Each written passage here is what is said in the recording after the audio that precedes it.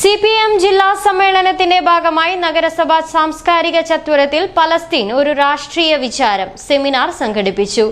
പരിപാടി KEN ഉദ്ഘാടനം ചെയ്തു. ഭീകരപ്രവർത്തനത്തിലൂടെ രൂപീകരിച്ച കൃത്രിമ രാഷ്ട്രമാണ് ഇസ്രായേൽ. ഭീകരപ്രവർത്തനം നടത്തിയ സംഘടനകൾ രാഷ്ട്ര രൂപീകരണത്തോടെ ഇസ്രായേലിന്റെ ഔദ്യോഗിക സൈന്യത്തിൽ ലയിക്കുകയായിരുന്നു. ഇസ്രായേലിന് സകലമാന പിന്തുണയും നൽകുന്നത് സാമ്രാജ്യത്വമാണെന്ന് KEN പറഞ്ഞു.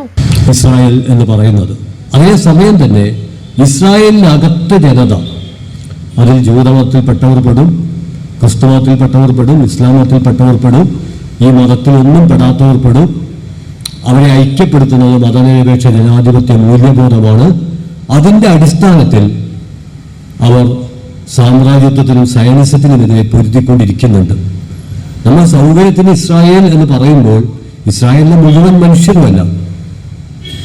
പാലസ്തീനിൽ സയനിസ്റ്റ് ഭരണകൂടം നടത്തുന്ന ആക്രമണത്തിനെതിരെ ലോകത്തിന്റെ എല്ലാ ഭാഗത്തും പ്രതിഷേധമുണ്ടാകുമ്പോൾ അതേ പ്രതിഷേധം ഇസ്രായേലിന്റെ അകത്തും ഉണ്ടായിക്കൊണ്ടിരിക്കുന്നുണ്ട്. ഇപ്പോഴും ആ പ്രതിഷേധം തുടരുന്നുണ്ട്. അതിൽ എല്ലാ വിധത്തിലുള്ള മതവിഭാഗക്കാരും പങ്കെടുക്കുന്നുണ്ട്. അതുകൊണ്ട് സയനിസം സമം ജൂതമതം എന്ന ഒരു സമവാക്യം അസാധ്യമാണ്.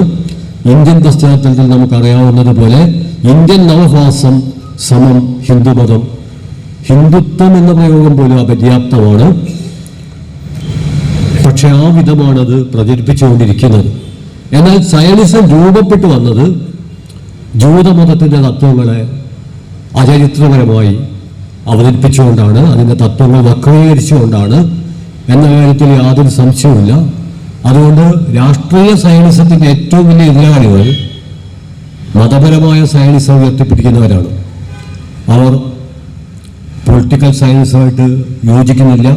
KT കുഞ്ഞിക്കണ്ണൻ വിഷയം അവതരിപ്പിച്ചു. VK വിനു സ്വാഗതവും PC സുരേഷ് നന്ദിയും പറഞ്ഞു. തുടർന്ന് മഹിളാ കലാവേദിയുടെ പെണ്ണരങ്ങ് കലാപരിപാടികളും ഉണ്ടായി.